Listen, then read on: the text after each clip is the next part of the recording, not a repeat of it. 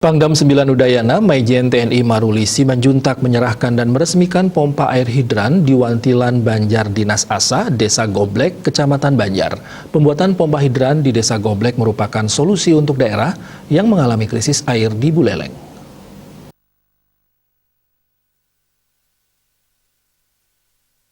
Pengerjaan pompa air hidran ini melibatkan TNI dan masyarakat yang bekerja dan bergulat dari pagi hingga malam untuk menyelesaikan instalasi pipa sehingga masyarakat di desa tersebut mendapatkan air dengan mudah ke depannya.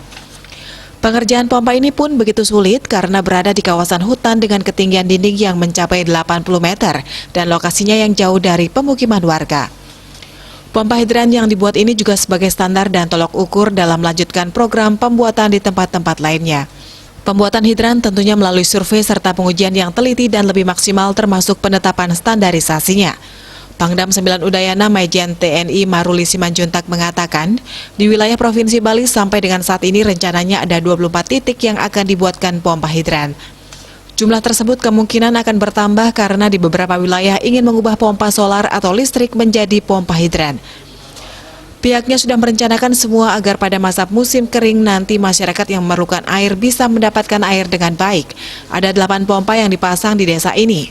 Tiap pompa mengalirkan 1 saluran pipa sehingga secara keseluruhan akan mengalirkan 4 saluran pipa yang diperkirakan mengalirkan volume debit air sebanyak 80.000 liter per harinya. Masih banyak nih, Banyumale itu yang cukup signifikan, itu masih banyak yang kita akan coba survei bisa dikerjakan atau tidak. Untuk di daerah Buleleng sendiri kan kalau enggak 70 sih daerahnya kering, kenapa kok enggak dikondisikan di sana? Ya kita coba ini yang paling kering dulu, nanti setelah ini kita juga sudah menyiapkan berapa dua titik ya? 22 titik untuk yang di Bali. Ya, 2 titik untuk di Bali, itu pekerjaannya kalau tidak terlalu berat mungkin 2 minggu selesai.